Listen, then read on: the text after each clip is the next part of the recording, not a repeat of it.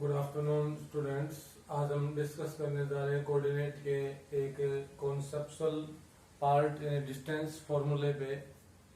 आगे बढ़ते हैं तो हमारा एक छोटा सा टॉपिक है। देखिए, determine the points A31, B64 and C85 are collinear. यहाँ पे हमारा जो टॉपिक है वो मेन ये है, मेन कॉन्सेप्ट हमारा कोलिनियर पे है। कोलिनियर क्या होता है? देखिए, what means by collinear. Collinear means ये है यहाँ पे कि जब कोई भी हमारे पॉइंट्स दिए हुए हैं और वो पॉइंट एक ही लाइन के ऊपर लाई करते हैं, एक ही लाइन के ऊपर एग्जिस्ट करते हैं, तो उन सभी पॉइंटों को हम कोलिनियर कहते हैं। फॉर एग्जांपल, जैसे देखिए हमारे पास कोई लाइन सेगमेंट है और हम बात करें इन तीन कोऑर्डिनेट पॉइंट्स की, point A, point B, point C. जब ये तीनों पॉइंट इस पोजीशन में होते हैं तो इन पॉइंटों को हम बोलते हैं collinear points. This is the diagram of collinear points.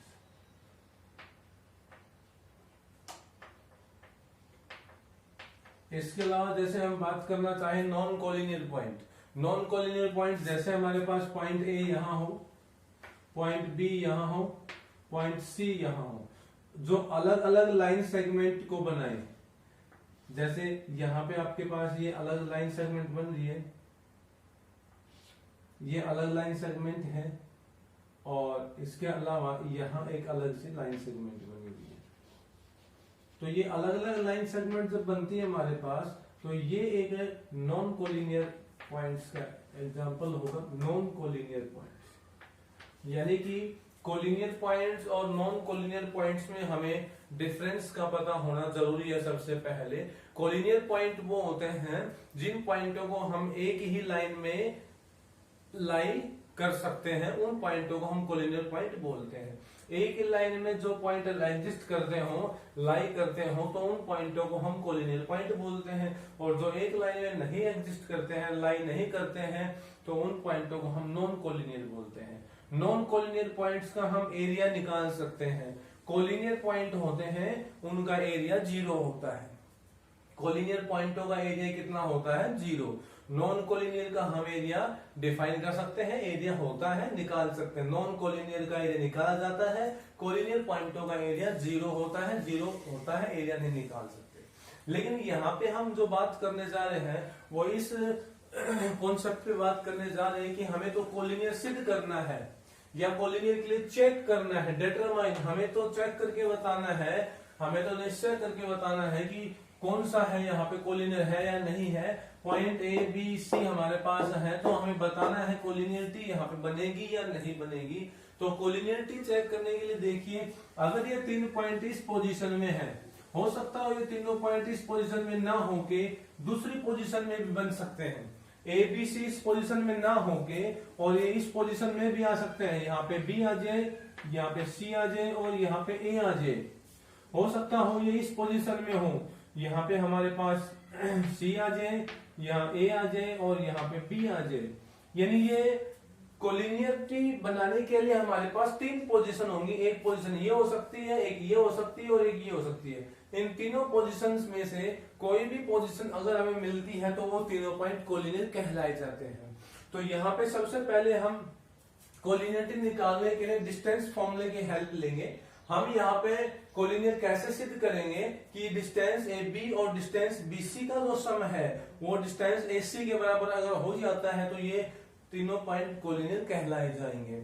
यहाँ पे अगर हम डिस्टेंस BC और डिस्टेंस CA का सम अगर डिस्टेंस BA के बराबर निकाल देंगे तो वो पॉइंट कोलिनियर कहलाए जाएंगे। या फिर हम ये कहेंगे पॉइंट C और A के डिस्टेंस, पॉइंट A और B के डिस्टेंस का सम है वो बराबर हो CB के डिस्टेंस के। यानी कि ये तीन पोजीशन है, इन तीनों पोजीशंस में अलग अलग बातें बन रही है कि किन्हीं भी दो पार्टों की डिस्टेंस, दो पार्ट AB और BC की डिस्टेंस का सम AC के बराबर आ जाए, BC और CA के डिस्टेंस का सम BA के बराबर आ जाए, CA और AB के डिस्टेंस का सम CB के बराबर आ जाए। तीनों में से कोई भी पार्ट अगर पॉसिबल होता है तो वो कोलिनियर होगा, अदरवाइज कोलिनियर नहीं होता है। तो पहले हम डिस्टेंस निकाल लेते हैं, पहले AB डिस्टेंस निकालते हैं। ए बी की डिस्टेंस निकालते हैं, तो डिस्टेंस फॉर्मूला जो हम कल यूज करके आए हैं, x2 माइनस x1 का whole square plus y2 minus y1 का होल स्क्वायर, ये हमारा डिस्टेंस फॉर्मूला होता है। इसी के अकॉर्डिंग हम वैल्यू निकालेंगे। तो देखिए A B distance, point A हमारे पास ये है, पॉइंट बी हमारे पास ये है, ए और बी के बीच की डिस्टेंस निकालते डिस्टेंस फॉर्मूले से। तो कल आपको बताया था पहले कोऑर्डिनेट में x1 y1 x2 और y2 हम अज्यूम करके चलेंगे, पहले में x1 y1 x2 y2। तो इसके अकॉर्डिंग हम चलते हैं। तो x2 माइनस x1 करेंगे तो 6 माइनस में 3 बच जाएगा, फिर उसका स्क्वायर करेंगे तो 9 हो गया, प्लस 4 माइनस में 1 3 का स्क्वायर करेंगे तो 9 हो जाएगा। इट मीन्स यहाँ पे हमारे पास आ जाएगा स्क्वायर रूट ऑफ 18, और स्क्वायर रूट ऑफ 18 को हम ऐसे लिख सकते हैं 9 इंटू 2, और 9 का रूट लेंगे तो 3 हो जाएगा, और 2 का लेंगे तो स्क्वायर रूट ऑफ 2 बन गया। देयर आफ्टर हम डिस्टेंस फाइंड आउट करते हैं। ए बी की डिस्टेंस निकाली, हम बीसी की निकाल लेते हैं। हम बीसी डिस्टेंस निकालते हैं तो वही फॉर्मूला यूज करना हमें, तो x2 माइनस x1 का square plus y2 minus y1 का स्क्वायर होल स्क्वायर रूट। तो b और c पॉइंट आपका ये है, b और c ये है। तो अब इसको x1 और इसको y1 मानेंगे, इसको x2 और इसको y2 मानेंगे। तो x2 माइनस x1 करेंगे तो 8 माइनस में 6, 8 माइनस 6 2 का स्क्वायर करते हैं तो 4 हो जाएगा, और 6 माइनस 4 2 का स्क्वायर करें तो 4 हो जाएगा, रूट 8 को हम कह सकते हैं स्क्वायर रूट ऑफ 4 इंटू 2, और 4 का हो जाएगा 2 रूट 2 बन जाएगा। ये आपके पास आगे डिस्टेंस BC, ये डिस्टेंस AB। अब डिस्टेंस AC निकाल लेते हैं हम। डिस्टेंस AC निकालते हैं तो A और C के बीच की डिस्टेंस देखिए, पॉइंट A आपके पास ये रहा, पॉइंट C आपके पास ये है, इनके बीच की डिस्टेंस निकालते हैं तो वही डिस्टेंस फॉर्मूले की हेल्प से 8 माइनस 3 5 का स्क्वायर करेंगे 25 हो गया, प्लस 6 माइनस में 1 5 का स्क्वायर करेंगे तो भी 25 हो गया, यानी यहाँ पे 25 प्लस में 25, इट मीन्स हो जाएगा रूट 50। रूट 50 को हम लिख सकते हैं, 50 को लिख सकते हैं 25 इंटू में 2, 25 का रूट लेंगे तो 5 और रूट 2 आ जाएगा, यानी आपके पास तीनों की डिस्टेंस आ गई। A B is equal to 3 root 2 units लिख सकते हैं, B C is equal to 2 root 2 units, और A C equal to 5 root 2 units. अब देखिए हमारे पास ये तीन कॉन्सेप्ट बताए गए थे कि इन तीनों में से अगर कोई भी हमें पॉसिबल हो तो हम वहां पे कोलिनियरिटी को दर्शा सकते हैं, यानी कि ए बी और बी सी का डिस्टेंस का जोड़ ए सी के बराबर हो, या फिर BC और CA की डिस्टेंस का सम BA के बराबर हो, या फिर CA और AB की डिस्टेंस का सम CB के बराबर हो। तो ये हमें इन तीनों में से देखना पड़ेगा कौन सा सम किसके बराबर हो सकता है। पॉसिबिलिटी कहां बन रही है, देखिए AB की डिस्टेंस ये है 3 रूट 2, BC की डिस्टेंस है वो 2 रूट 2, तो शायद AB और BC को हम ऐड करके देखते हैं, 3 रूट 2 और 2 रूट 2 इन दोनों को ऐड करेंगे तो 3 रूट 2 और 2 रूट 2 5 रूट 2 बन गया, और वो भी 5 रूट 2 हमारे पास आया हुआ है। तो हम कह सकते हैं देयरफॉर द पॉइंट्स, यहां पे हम लिखेंगे AB plus BC equal to हमारे पास AC आ रहा है, क्योंकि AB की डिस्टेंस है वो 3 रूट 2 है, BC की डिस्टेंस है वो 2 रूट 2 है, और AC की है वो 5 रूट 2 है। दैट इज ट्रू, ये सही है हमारे पास कि इन दोनों को जब हम सम करेंगे तो इसी के बराबर आएगा। तो हम कह सकते हैं therefore point A, B and C are collinear. Therefore, point A, B, C are collinear. That's all. Collinear हमारे पास इसी तरह को दर्शा सकते हैं। बाकी हम जैसे जैसे हायर लेवल में जाएंगे कोलिनियरिटी को हम दूसरे तरीके से भी डिफाइन कर सकते हैं। ठीक है, दूसरा तरीका हमारा क्या आएगा, डिस्टेंस फॉर्मूले के अलावा एक हमारे पास सेक्शन फॉर्मूला भी आएगा जिससे हम कोलिनियरिटी दर्शा सकते हैं। इसके अलावा हम स्लोप से भी दर्शा सकते हैं कोलिनियरिटी को। इसके अलावा हम वेक्टर और 3D की हेल्प से कोलिनियरिटी को दर्शा सकते हैं। तो कोलिनियर को दर्शाने के लिए हमारे पास कई माध्यम है। फिलहाल यहाँ पे हमें कोऑर्डिनेट ज्योमेट्री की हेल्प लेनी है। कोऑर्डिनेट ज्योमेट्री की हेल्प यानी कि हमें यहाँ पे केवल डिस्टेंस फॉर्मूले की हेल्प से ही इसको करना होगा। आगे देखिए, नेक्स्ट हमारा क्वेश्चन है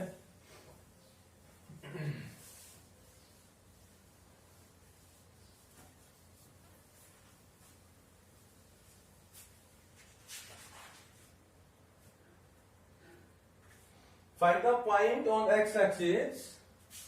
Find the point on x-axis. On x-axis.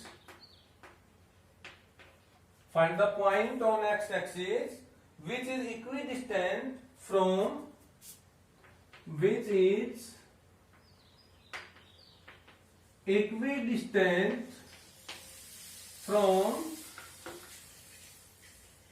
points. हमें पॉइंट्स गिवन है 2 - 5 and -2 9. यानी कि हमें एक्स एक्सिस के ऊपर एक ऐसा पॉइंट बताना है, एक्स एक्सिस के ऊपर एक ऐसा पॉइंट बताना है जो समान दूरी पे हो, इक्विडिस्टेंट. आगे हम लिख सकते हैं इक्विडिस्टेंट, समान दूरी पे, जिसकी दूरी समान हो इन दोनों पॉइंटों से. यानी कि हमें एक्स एक्सिस के ऊपर एक ऐसा पॉइंट बताना है जो समान डिस्टेंस पे हो इन दोनों पॉइंटों से. अब देखिए, कल हमने डिस्कस किया था, हमारे पास जो एक्स एक्सिस लाइन होती है वो हॉरिजॉन्टल लाइन होती है, वर्टिकल जो लाइन होती है वो वाई एक्सिस होती है. दोनों काटते हैं तो वो पॉइंट आपका इंटरसेक्शन पॉइंट ओरिजिन कहलाता है. तो जो हॉरिजॉन्टल लाइन हमारी होती है जिसको हम एक्स एक्सिस बोलते हैं, उसके ऊपर जितने भी पॉइंट हम बनाएंगे उन सभी में वाई कोऑर्डिनेट्स होगा, उसकी वैल्यू 0 होगी. तो यहां पे हम मान के चलेंगे सॉल्यूशन में, let point